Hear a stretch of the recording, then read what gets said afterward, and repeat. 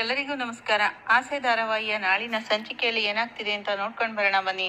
ಸೂರ್ಯ ಹೇಳ್ತಾನೆ, ಮನೋಜ್ಗೆ ಯಾರು ಲೆಟರ್ ಕೊಡ್ತಿದ್ದು ಅಂತ ನಾನು ಕಂಡಿಡ್ದೇ ಹಿಡಿತೀನಿ ಅಂತ ಮೀನಾ ಜೊತೆಗೆ ಹೇಳ್ತಿರ್ತಾನೆ. ಇದನ್ನ ಕೇಳಿಸ್ಕೊಂಡ ರೋಹಿಣಿಗೆ ಶಾಕ್ ಆಗಿರುತ್ತೆ. ರೋಹಿಣಿ ಪೂಜಾನ ಮೀಟ್ ಮಾಡ್ತಾಳೆ. ಆ ಸೂರ್ಯ ಲೆಟರ್ ಬರ್ತಿದ್ ಯಾರು ಅಂತ ಕಂಡಿಡ್ದೇ ಹಿಡಿತೀನಿ ಅಂತ ಹೇಳಿದಾನೆ. ಹಾಗೇನಾದ್ರೂ ಆಗ್ಬಿಟ್ರೆ ನನ್ ವಿಷಯ ಎಲ್ಲ ಎಲ್ರಿಗೂ ಗೊತ್ತಾಗ್ಬಿಡುತ್ತೆ. ಮೊದ್ಲು ಆ ಸೂರ್ಯ ಮೀನಾಗೆ ಅವ್ರ ಪ್ರಾಬ್ಲಮ್ಗಳಲ್ಲಿ ಬ್ಯುಸಿಯಾಗಿರೋವಾಗ ಮಾಡ್ಬೇಕು. ಅದ್ನೆಲ್ಲ ನಿನ್ ಕೈಲಿ ಹೇಗ್ ಮಾಡಕ್ಕಾಗುತ್ತೆ ಅಂತ ಪೂಜಾ ಹೇಳ್ತಾಳೆ. ಆಗ ರೋಹಿಣಿ ಮಂಜ ಅತ್ತೆ ಹತ್ರ ದುಡ್ಡು ಕದ್ದಿರೋ ವಿಡಿಯೋ ಸೂರ್ಯನ ಹತ್ರ ಇದೆ. ಏನಾದ್ರೂ ಮಾಡಿ ಆ ವಿಡಿಯೋನ ಲೀಕ್ ಮಾಡಿದ್ರೆ ಅವ್ರಿಬ್ರು ತುಂಬಾ ಬ್ಯುಸಿ ಆಗ್ತಾರೆ. ಆಗ ಅವ್ರಿಬ್ರು ನನ್ ವಿಷಯನ ಮರ್ತ್ಬಿಡ್ತಾರೆ. ಮೊದ್ಲು ನಾವು ಕಾಗಿ ಸುಬ್ಬ ಹೇಳ್ದಾಗ ಮಾಡ್ಬೇಕು ಅಂತಾಳೆ ರೋಹಿಣಿ. ಈ ಸರಿ ಆ ಪ್ರಯತ್ನ ಮಾಡೋದು ನಾನಲ್ಲ ನೀನು ಅಂತಾಳೆ ರೋಹಿಣಿ. ಆ ಸೂರ್ಯನ್ ಕೈಲಿ ಏನಾದ್ರೂ ಸಿಕ್ಕಾಕೊಂಡ್ರೆ ನನ್ ಕತೆ ಅಷ್ಟೇ ಅಂತಾಳೆ. ಲೈ ಪೂಜಾ, ನನ್ಗೋಸ್ಕರ ನಿನ್ ಕೈಲಿ ಅಷ್ಟು ಮಾಡಕ್ಕಾಗಲ್ವೇನೆ?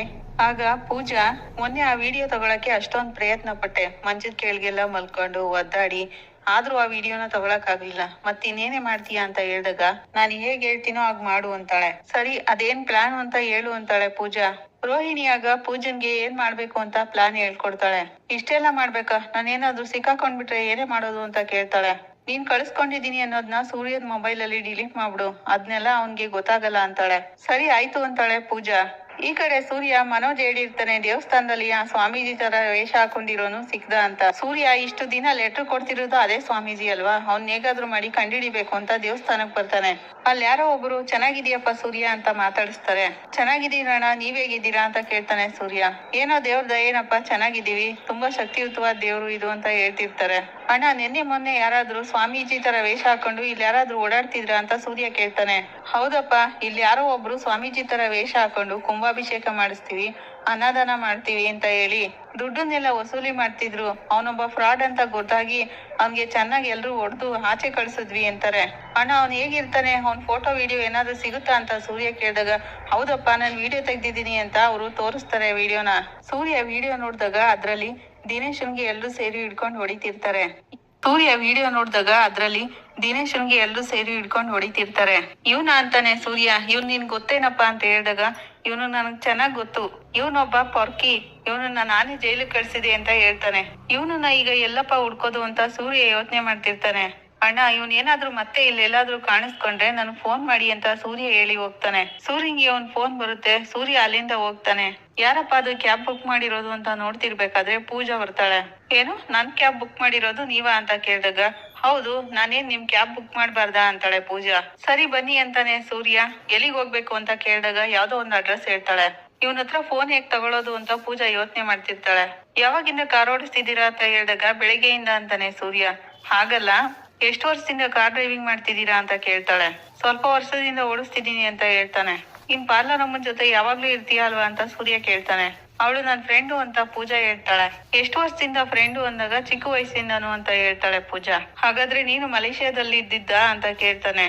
ಇಲ್ಲ, ಯಾಕೆ ಕೇಳ್ತಿದ್ದೀರಾ ಅಂತ ಹೇಳಿದಾಗ, ಪಾರ್ಲರ್ ಅಮ್ಮ ಮಲೇಷ್ಯಾದವ್ರು ಅಲ್ವಾ, ನೀವು ಚಿಕ್ಕ ವಯಸ್ಸಿಂದ ಫ್ರೆಂಡು ಅಂದ್ರಲ್ಲ, ಅದಕ್ಕೆ ಕೇಳ್ದೆ ಅಂತಾನೆ. ಅಯ್ಯೋ, ನಾನ್ ಇವನ ಹತ್ರ ಫೋನ್ ತಗೊಂಡು ಇವನನ್ನ ಸಿಕ್ಕಾಕ್ಸ್ಬೇಕು ಅಂದ್ರೆ ಇವನ್ ಪ್ರಶ್ನೆ ಕೇಳಿ ನನ್ನನ್ನೇ ಸಿಕ್ಕಾಕ್ಸ್ತಿದ್ದಾನಲ್ಲಪ್ಪ. ಆಗ ಸೂರ್ಯ ಏನ್ ಸದ್ದೆ ಬತ್ತಿಲ್ಲ ಅಂತ ಹೇಳ್ತಾನೆ. ಅವಳು ಮಲೇಷಿಯಾದಲ್ಲೇ ಇದ್ದಿದ್ದು, ವೆಕೇಶನ್ಗೆ ಅಂತ ಹೋದಾಗ ನಾನು ಅವಳು ಫ್ರೆಂಡ್ ಆದ್ವಿ ಅಂತಾಳೆ ಪೂಜಾ. ಓಹ್, ಪಾರ್ಲರ್ ಅಮ್ಮ ಹೇಗ್ ಸುಳ್ಳೇಳಿ ನಿಭಾಯಿಸ್ತಾಳೋ ಅದೇ ರೀತಿ ನಿಭಾಯಿಸ್ತಿದ್ದಾರೆ ಅಂತ ಹೇಳ್ತಾನೆ ಸೂರ್ಯ. ಅಲೋ, ನನ್ ಫ್ರೆಂಡ್ ಬಗ್ಗೆ ನನ್ ಬಗ್ಗೆ ಈ ತರ ಎಲ್ಲ ಮಾತಾಡ್ಬೇಡಿ ಅಂತಾಳೆ ಪೂಜಾ. ನೀವೇನಕ್ಕೆ ಇಷ್ಟೊಂದು ಟೆನ್ಷನ್ ಆಗ್ತಿದ್ದೀರಾ ಅಂತ ಸೂರ್ಯ ಹೇಳ್ತಾನೆ. ಅಯ್ಯಯ್ಯೋ, ನಾನ್ ಈಗೆಲ್ಲ ಹೇಳಿದ್ರೆ ಅವನು ಫೋನ್ ಕೊಡ್ದೆ ಹೋಯ್ತಾನೆ. ಅಲ್ಲ, ಟೆನ್ಷನ್ ಅಲ್ಲ, ರೋಹಿಣಿ ತುಂಬಾ ಒಳ್ಳೆಯವಳು ಅಂತ ಹೇಳಕ್ ಬಂದೆ ಅಂತಾಳೆ. ಓಹೋ, ತುಂಬಾ ಚೆನ್ನಾಗ್ ಗೊತ್ತಿದೆ, ಕೇಳಿ ಕಪಟಿ, ಮೋಸಗಾತಿ, ದೊಡ್ಡ ಫ್ರಾಡ್ ಪೌಡ್ರಮ್ಮ. ಹಾಗಂತಿರ್ಬೇಕಾದ್ರೆ ಏನಂದ್ರಿ ಅಂತಾಳೆ ಪೂಜಾ. ಏನಿಲ್ಲ, ನೀವು ಪೌಡ್ರಮ್ಮ ಇಬ್ರು ತುಂಬಾ ಒಳ್ಳೆಯವರು ಅಂತ ಹೇಳ್ದೆ ಅಂತಾನೆ ಸೂರ್ಯ.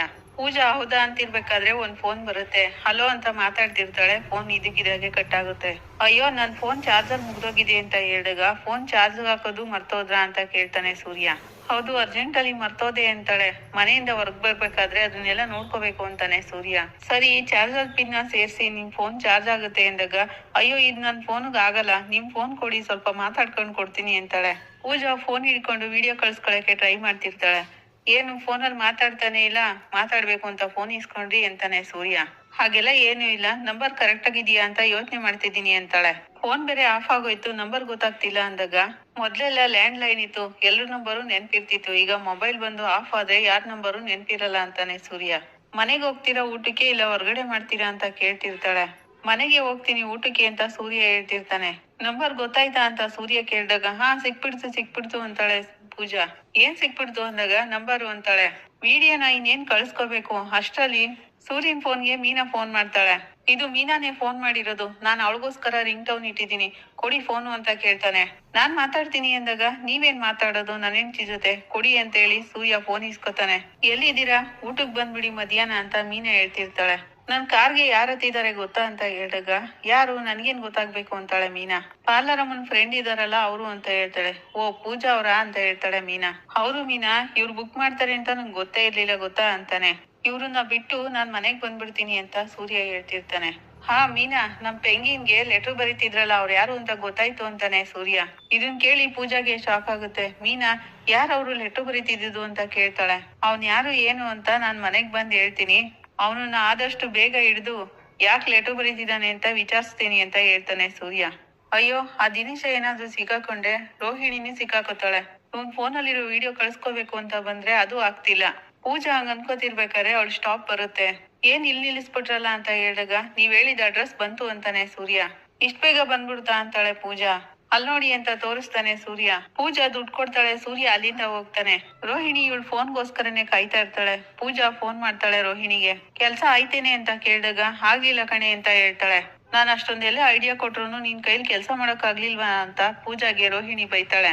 ಅಯ್ಯೋ ನಾನು ಆ ವಿಡಿಯೋನ ನೋಡ್ದೆ ಕಣೆ, ನಿಮ್ ಅತ್ತೆ ದುಡ್ಡನ್ನ ಮಂಜ ಕಿತ್ಕೊಂಡ್ ಹೋಗಿದ್ನ ನಾನು ಕಣ್ಣಾರೆ ನೋಡ್ದೆ ಅಂತಾಳೆ. ನೋಡಿದ್ರೆ ಏನಾಯ್ತು, ಆ ವಿಡಿಯೋನ ಕಳ್ಸಕ್ ಆಗ್ಲಿಲ್ವಾ ಅಂತಾಳೆ ರೋಹಿಣಿ.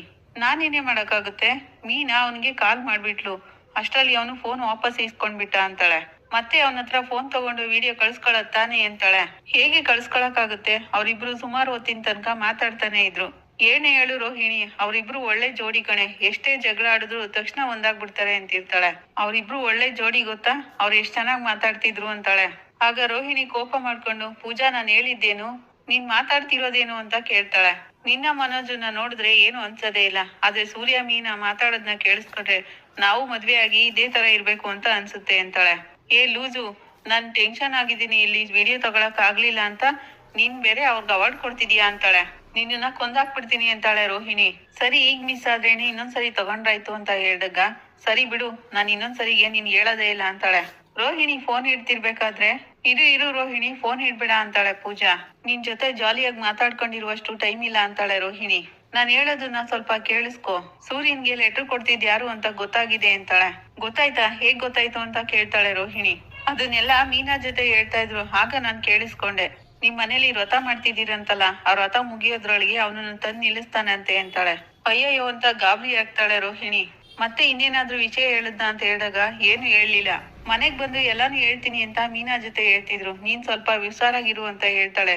ರೋಹಿಣಿ ವಿಡಿಯೋನ ಸಿಗ್ಲಿಲ್ಲ, ಅವನ್ ಮೇಲೆ ಸಿಕ್ಕಾಕೊಂಡಿದ್ದಾನೆ, ಏನ್ ಮಾಡೋದಪ್ಪ ಅಂತ ಒದ್ದಾಡ್ತಿರ್ತಾಳೆ.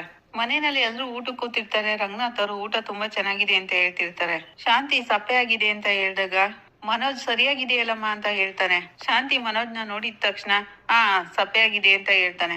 ಅಮ್ಮ ಮಗ ಇಬ್ರು ಸರಿಯಾಗಿದ್ದೀರಾ ಅಂತ ಹೇಳ್ತಿರ್ಬೇಕಾದ್ರೆ ರೋಹಿಣಿ ಸುಮ್ನೆ ಕೂತಿರ್ತಾಳೆ. ರೋಹಿಣಿ ಯಾಕಮ್ಮ ಯೋಚನೆ ಮಾಡ್ತಾ ಕೂತಿದೀಯಾ ಅಂತ ಶಾಂತಿ ಕೇಳ್ತಾಳೆ. ಏನಿಲ್ಲ ಅತ್ತೆ, ಪಾರ್ಲರ್ ಸ್ವಲ್ಪ ಸಮಸ್ಯೆ ಆಗಿತ್ತು, ಅದಕ್ಕೆ ಯೋಚನೆ ಮಾಡ್ತಿದೆ ಅಂತಾಳೆ. ಅಲ್ಲಿಗೆ ಸೂರ್ಯ ಬರ್ತಾನೆ. ಸೂರ್ಯ ಬಾರೋ, ಅಡ್ಗೆ ತುಂಬಾ ಚೆನ್ನಾಗಿದೆ, ಊಟ ಮಾಡು ಅಂತ ರಂಗನಾಥ್ ಅವರು ಹೇಳ್ತಾರೆ. ಏನ್ ಅಡ್ಗೆ ಅಂತ ಗೊತ್ತಾಯ್ತಪ್ಪ, ಮೀನಾ ಆಗ್ಲೇ ಫೋನ್ ಮಾಡಿ ಹೇಳಿದ್ಲು ಅಂತಾನೆ. ಲೇ ಪೆಂಗಿ, ಆ ಲೆಟರ್ ಬರ್ದಿದ್ ಯಾರು ಅಂತ ಗೊತ್ತೇನೋ ಅಂದಾಗ ಅಮ್ಮ ನಾ ಹೋಗ್ ಬರ್ತೇನೆ. ಊಟನೂ ತಯಾರಿದೆ, ತಿನ್ನು. ಏನ್ ಟ್ರೈನ್ ಮಿಸ್ ಆಗತ್ತೇನು? ಅಮ್ಮ ನಂಗೆ ಲೇಟ್ ಆಗುತ್ತೆ ಅಂತಾನೆ. ಲೇ ಪೆಂಗ್ಯ, ಲೆಟರ್ ಬರ್ದಿದ್ ಯಾರು ಅಂತ ಗೊತ್ತೇನೋ ಅಂದಾಗ ನೀನೇ ಅಂತಾನೆ ಮನೋಜ. ಲೇ ಪೆಂಗ್ಯ, ಯಾರ್ ಬರ್ದಿದ್ದು ಅಂತ ನನ್ಗ್ ಗೊತ್ತಾಯ್ತು ಕಣ. ಹಾಗಂದಾಗ ರಂಗನಾಥ್ ಅವರು ಯಾರಪ್ಪ ಅಂತ ಹೇಳ್ತಾರೆ. ಇವನ್ಗೆ ಒಬ್ಬ ದೇವಸ್ಥಾನದಲ್ಲಿ ಲೆಟರ್ ಕೊಟ್ನಲ್ಲಪ್ಪ, ಆ ಸ್ವಾಮೀಜಿ ವೇಷ ಹಾಕೊಂಡಿರೋನು ಅವನೇ ಅಂತಾನೆ. ಅವನೊಬ್ಬ ಪೊರ್ಕಿನಪ್ಪ, ಸ್ವಾಮೀಜಿ ವೇಷ ಹಾಕೊಂಡ್ ಬಂದು ಎಲ್ರ ಹತ್ರನು ದುಡ್ಡು ವಸೂಲಿ ಮಾಡ್ತಿದ್ನಂತೆ. ಇವನೊಬ್ಬ ಫ್ರಾಡ್ ಅಂತ ಗೊತ್ತಾಗಿ ಎಲ್ರೂ ಸೇರಿ ಅವನ್ಗೆ ಬಾರ್ಸಿದ್ದಾರೆ ಚೆನ್ನಾಗಿ. ಅವನೇ ಅಂತ ನಿನ್ಗೆ ಆಗಪ್ಪ ಗೊತ್ತಾಯ್ತು ಅಂದಾಗ ಅಲ್ಲಿದ್ದೋರು ಅದನ್ನೆಲ್ಲ ವಿಡಿಯೋ ಮಾಡಿದ್ರಪ್ಪ, ಅದನ್ನ ನೋಡ್ದಾಗ ಗೊತ್ತಾಯ್ತು ಇವನೇ ಅಂತ. ಯಾರ ಅವನು ಅಂತ ಮನೋಜ ಕೇಳಿದಾಗ ನಿನ್ ಗೊತ್ತಿಲ್ಲ ಬಿಡು ಅಂತಾನೆ. ಊರ್ ತುಂಬಾ ನೀನೇ ಸುತ್ತುತ್ತಾ ಇರ್ತೀಯ, ಅದಕ್ಕೆ ನಿನ್ ಗೊತ್ತಿರುತ್ತೆ ಅಂತ ಶಾಂತಿ ಹೇಳ್ತಾಳೆ. ಅತ್ತೆ, ಅವ್ರೇನು ಸುಮ್ನೆ ಹೇಳಲ್ಲ, ಸರಿಯಾಗಿರೋದ್ನ ಸರಿ ಅಂತ ಹೇಳ್ತಾರೆ, ತಪ್ಪಾಗಿರೋದ್ನ ಎಲ್ರ ಮುಂದೆ ತಪ್ಪು ಅಂತ ಹೇಳ್ತಾರೆ. ಹಾಗಂದಾಗ ಶಾಂತಿ, ಏನ್ ಇವನ್ ದೊಡ್ಡ ಹೀರೋ ಅಂತಾಳೆ. ತಪ್ಪು ಸರಿ ಅಂತ ಹೇಳಕ್ಕೆ ಹೀರೋನೇ ಆಗ್ಬೇಕಾಗಿಲ್ಲ ಸಕ್ರೆ ಅಂತಾನೆ ಸೂರ್ಯ. ಅದನ್ನೆಲ್ಲ ಬಿಡೋ, ವಿಷಯ ಏನು ಅಂತ ಹೇಳು ಅಂತಾರೆ ರಂಗನಾಥ್ ಅವರು. ಅಪ್ಪ ಅವನು ಪೆಂಗಿನ ಮದ್ವೆಲ್ ಬಂದು ಕಿರಿಕ್ ಮಾಡಿದ, ನಾನೇ ಆಗ ಅವನು 4 ವಾಂಚಿ ಕಳ್ಸಿದ್ದೆ. ಮತ್ತೆ ಇನ್ನೊಂದ್ಸರಿ ಅಜ್ಜಿಗೆ ಆಕ್ಸಿಡೆಂಟ್ ಮಾಡಿ ಓಡೋಗ್ತಿದ್ದ, ಹಾಗೆ ಹಿಡ್ದು ಪೊಲೀಸ್ನವ್ರಿಗೆ ನಾನೇ ಕೊಟ್ಟಿದ್ದೆ. ಹಾಗಂದಾಗ ರೋಹಿಣಿ, ಆ ಕಾಗೆ ಸುಬ್ಬ ನಾನ್ ಪೊಲೀಸ್ನವ್ರಿಗೆ ಹಿಡ್ಕೊಟ್ಟೆ ಅಂತ ಹೇಳ್ದ, ಬರೀ ಸುಳ್ಳು ಹೇಳಿದಾನೆ ರಾಸ್ಕಲ್ ಅಂತ ಬೈಕೋತಿರ್ತಾಳೆ. ಅಪ್ಪ ನಾನು ಇಷ್ಟೊಂದ್ ಗ್ರೇಟ್ ಅಲ್ವೇನಪ್ಪ, 2 ಸರಿ ಕಂಡಿಡ್ದೀನಿ ಅವನ್ನ ಅಂತ ಹೇಳ್ದಾಗ, ನೀನೇನೋ ಕಂಡಿಡ್ದೆ, ಆದ್ರೆ ಅವನು ಅದೇ ದ್ವೇಷ ಇಟ್ಕೊಂಡು ಮನೋಜನ್ಗೆ ಲೆಟರ್ ಕೊಟ್ಟಿದ್ದಾನೆ. ಎಲ್ಲ ಇವನಿಂದಾನೇ ಆಗ್ತಿರೋದು ಅಂತಾಳೆ ಶಾಂತಿ. ಎಲ್ಲದಕ್ಕೂ ನೀನು ಸೂರ್ಯಿಂದ ತಪ್ಪು ಅನ್ಬೇಡ ಶಾಂತಿ ಅಂತಾರೆ ರಂಗನಾಥ್ ಅವರು. ಅನ್ಕೊಂಡೆ ನನ್ಗೆ ಲೆಟರ್ ಕೊಟ್ಟು ಯಾರು ಈ ತರ ತೊಂದ್ರೆ ಕೊಡ್ತಿದ್ದಾರೆ ಅಂತ. ನನಗ್ ಬರೋ ಸಮಸ್ಯೆ ಎಲ್ಲ ಇವನಿಂದಾನೇ ತಾನೇ ಅಂತಾನೆ ಮನೋಜ. ಆಗ ಮೀನಾ ಹೇಳ್ತಾಳೆ, ಮಾವ ಸಮಸ್ಯೆ ಆಗಿರೋದು ಇವರಿಂದ, ಲೆಟರ್ನ ಇವ್ರು ಕೊಡ್ಬೇಕಾಗಿತ್ತಲ್ವಾ, ಅದೇಗ್ ಮನೋಜ್ ಅವ್ರು ಕೊಡ್ತಿದ್ದಾರೆ ಅಂತ ಕೇಳ್ತಾಳೆ. ಇದೇ ಡೌಟು ಮೀನಾ ನನಗೂ ಬರ್ತಿರೋದು, ಆದ್ರೆ ನನ್ಗೇನು ಅಂತ ತಿಳಿತಾ ಇಲ್ಲ ಅಂತಾನೆ ಸೂರ್ಯ. ಸಮಸ್ಯೆ ಆಗಿರೋದು ನನ್ನಿಂದ ಅಂದ್ಮೇಲೆ ನನಗೆ ಲೆಟರ್ ಬರ್ಬೇಕು, ಈ ಪೆಂಗಿನ್ಗೆ ಯಾಕೆ ಕೊಡ್ತಿದ್ದಾನೆ ಅಂತ ಕೇಳ್ತಾನೆ. ರೋಹಿಣಿ, ಈ ಸೂರ್ಯ ಹೇಳ್ತಿರೋದು ಸರಿಯಾಗಿ ಇದೆ ಅಲ್ವಾ ಅಂತ ಹೇಳಿದಾಗ, ನನ್ಗೇನು ಗೊತ್ತಾಗ್ತಿಲ್ಲ ಅಂತಾಳೆ ರೋಹಿಣಿ. ಲೇ ಪೆಂಗ್ಯ, ನಿನಗ್ ಲೆಟರ್ ಕೊಡ್ತಿದ್ದಾನೆ ಅಂತ ಅಂದ್ಮೇಲೆ ನಿನ್ನಿಂದ ತಪ್ಪಾಗಿರ್ಬೇಕು ಅಥವಾ ಪಾರ್ಲರ್ ಅಮ್ಮನಿಂದ ತಪ್ಪಾಗಿರ್ಬೇಕು. ಸೂರ್ಯ ಅವ್ರೆ, ಇದ್ರಲ್ಲಿ ನನ್ ಯಾಕೆ ಕೇಳ್ತಿದ್ದೀರಾ? ಇವ್ರಿಗ್ ಲೆಟರ್ ಕೊಡೋದ್ರಿಂದ ನನಗೂ ಸಮಸ್ಯೆ ಆಗಿದೆ, ನನ್ಗೂ ಅವನ್ ಮೇಲೆ ಕೋಪ ಇದೆ ಅಂತಾಳೆ. ಕರೆಕ್ಟ್ ಆಗಿ ಹೇಳ್ದೆ ರೋಹಿಣಿ, ಇವನೇನ್ ಕಂಡ್ಕೊಂಡವ್ರ ಮೇಲೆಲ್ಲ ಹೇಳ್ತಿರ್ತಾನೆ ಅಂತಾನೆ ಮನೋಜ. ಅವ್ನ್ ಸಿಕ್ಕಾಕೊಳ್ಳಿ ಗೊತ್ತಾಗುತ್ತೆ, ಯಾರಿಗ್ ಲೆಟರ್ ಕೊಟ್ರು, ಏನಕ್ ಲೆಟರ್ ಕೊಟ್ರು ಅಂತ. 4 ಬಿಟ್ರೆ ಅವನೇ ಎಲ್ಲಾನು ಕಕ್ತಾನೆ. ಹಾಗಂತಿರ್ಬೇಕಾದ್ರೆ ರೋಹಿಣಿ ಬೈದಲ್ಲಿ ಊಟ ಮಾಡ್ದೇನೆ ಅಲ್ಲಿಂದ ಎದ್ದು ಹೋಗ್ತಾಳೆ. ನನ್ ಊಟ ಮಾಡಕ್ ಆಗ್ತಿಲ್ಲ ಅತ್ತೆ, ನಾನ್ ಪಾರ್ಲರ್ಗೆ ಹೋಗ್ತೀನಿ ಅಂತಾಳೆ. ಇದ್ರ ಬಗ್ಗೆ ಪೊಲೀಸ್ನವ್ರಿಗೆಲ್ಲ ಕಂಪ್ಲೇಂಟ್ ಕೊಡ್ಬೇಕು ಅಂತ ಶಾಂತಿ ಹೇಳ್ತಿರ್ತಾಳೆ. ಅತ್ತೆ, ಪೊಲೀಸ್ನವ್ರಿಗೆಲ್ಲ ಕಂಪ್ಲೇಂಟ್ ಕೊಟ್ರೆ ಅವರು ಪಾರ್ಲರ್ ಹತ್ರ ಎಲ್ಲ ಬರ್ತಾರೆ, ನಮ್ ಬಿಸ್ನೆಸ್ ಮಾಡಕ್ಕೆ ತೊಂದ್ರೆ ಆಗುತ್ತೆ ಅಂತಾಳೆ. ನಾನು ಹೊರಗಡೆ ಇರ್ತೀನಿ ಬನ್ನಿ ಮನೋಜ್ ಅಂತ ಹೇಳ್ಬಿಟ್ಟು ಮರೆಯಾಗಿ ನಿಂತು ಸೂರ್ಯ ಹೇಳೋದ್ನ ಕೇಳಿಸ್ಕೊತಿರ್ತಾಳೆ. ಸೂರ್ಯ ಹೇಳ್ತಾನೆ, ಆದಷ್ಟು ಬೇಗ ಅವನನ್ನ ಎಲ್ಲಿದ್ದಾನೆ ಅಂತ ಕಂಡಿಡ್ದು ಏನಕ್ ಲೆಟರ್ ಕೊಡ್ತಿದ್ದಾನೆ ಅಂತ ಬಾಯ್ ಬಿಡಿಸ್ತೀನಿ ಅಂತ ಹೇಳ್ತಿರ್ತಾನೆ. ಇಲ್ಲಿಗೆ ಈ ಸಂಚಿಕೆ ಮುಕ್ತಾಯ ಆಗುತ್ತೆ. ನಿಮ್ಗೆ ಇಷ್ಟ ಆದ್ರೆ ಲೈಕ್ ಮಾಡಿ, ಕಮೆಂಟ್ ಮಾಡಿ, ಸಬ್ಸ್ಕ್ರೈಬ್ ಮಾಡಿ.